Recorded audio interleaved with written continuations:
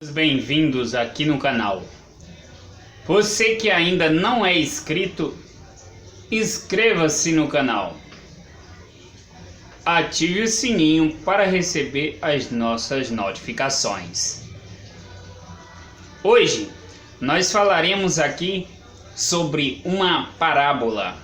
Assim como Jesus ensinava muitas parábolas para seu povo em seu tempo, hoje nós ensinamos algumas delas. Veja comigo.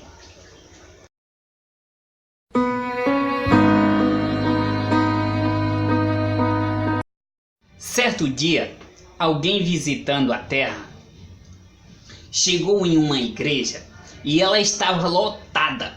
Ela estava tão lotada que não cabiam pessoas lá fora, e haviam pessoas que estavam pregando ali e falando palavras bonitas, outros oravam em voz alta e encantavam todos que falavam ali, inclusive alguns falavam em língua e pessoas gritavam e era aquele alvoroço todo. Então aquela igreja parecia muito com a presença de Deus, aquela igreja parecia ter muito grande a presença de Deus ali. E esta pessoa, este ser celestial, olhando em volta ali, né? Ele viu que no pináculo daquela igreja havia um demônio lá em cima e esse demônio estava dormindo. Não estava preocupado com aquele pessoal na igreja. Ele estava de redor, mas estava ali no pináculo dormindo. Então essa mesma pessoa, ela vai em uma casa em onde tem um casal de velhinho. E nesta casa que tem um casal de velhinho, quando essa pessoa chega lá, ela encontra, adivinha o que? Uma legião de demônios em volta, tentando ceifar a vida daquele casal de velhinho. Então essa pessoa se espanta e pergunta: ué, por que vocês, tem tantos de vocês aqui vigiando esse casal de velhinho, e naquela igreja que está lotada só tem um, está lá no pináculo e ainda está dormindo? Então aqueles demônios todos respondem em uma só voz: aquelas pessoas que estão naquela igreja são meus, porque come igual ao povo do mundo, bebe igual ao povo do mundo, assiste as mesmas coisas, faz as mesmas coisas. Essas pessoas já são nossas, já estão do nosso lado. Mas esse casal de velhinho aqui, esses velhinhos são infelizes. Eles são infelizes porque eles pregam o evangelho verdadeiro, eles não vivem uma vida dupla. Aqueles lá na igreja, eles pregam bonitinho, eles oram bonitinho, eles fazem tudo bonitinho, mas a vida deles lá fora é outra coisa, porque eles vivem em conformidade com o mundo. Eles não morreram pro mundo, eles são meus, estão na igreja disfarçado. Mas esse casal de velhinho não, eles estão pregando o evangelho, eles estão tirando mendigos das ruas, eles estão transformando vida.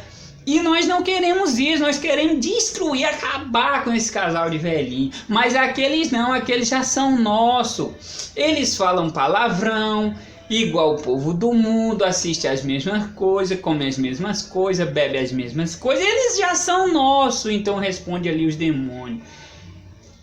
Querido, o que eu quero dizer com isso?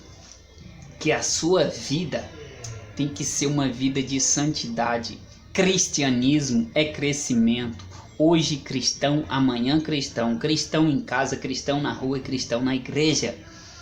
Vida de cristão é de oração, crescimento espiritual todos os dias. Busca o Senhor enquanto se pode achar. Haverá um tempo que ceifará a porta da graça. A porta da graça fechará. Quando ela fechar, não haverá mais chance.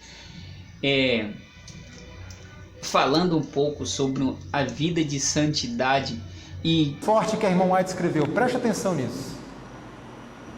Podridão, Eis o que se encontra nos ossos e medula de muitos que são considerados bons homens, que fazem o quê?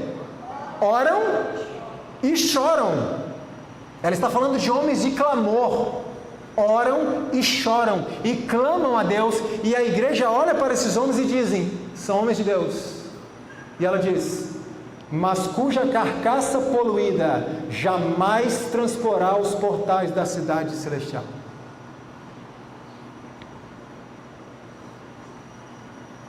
Irmãos,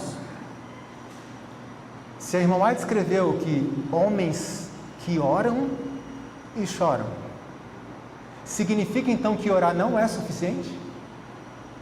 Orar é suficiente? Não.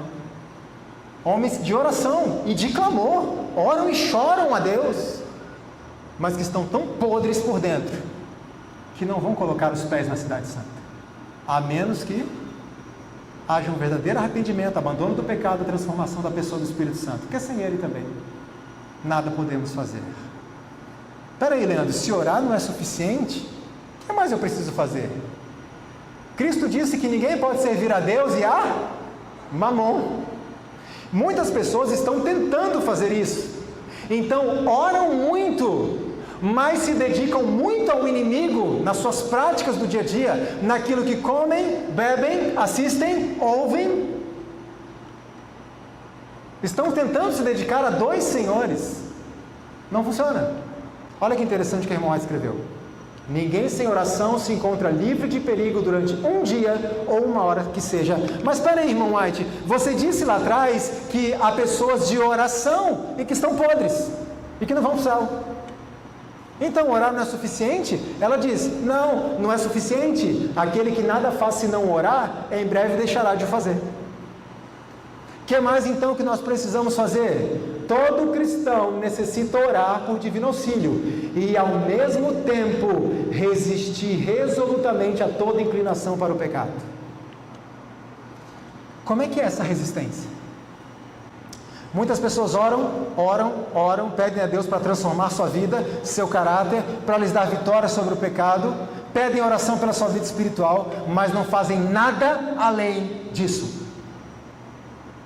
Não se colocam numa circunstância que permita que Deus responda a sua oração, ou seja, elas não estudam a Bíblia, elas não vêm para a igreja. Dá para Deus responder a oração? Não tem como. Por isso que pessoas oram e continuam podres por dentro, como a serva do Senhor escreveu. Querem os privilégios, mas não querem as responsabilidades. Continuam assistindo as mesmas coisas, ouvindo as mesmas coisas, consumindo as mesmas coisas, e oram para ser transformados. Serão transformados? Não tem como.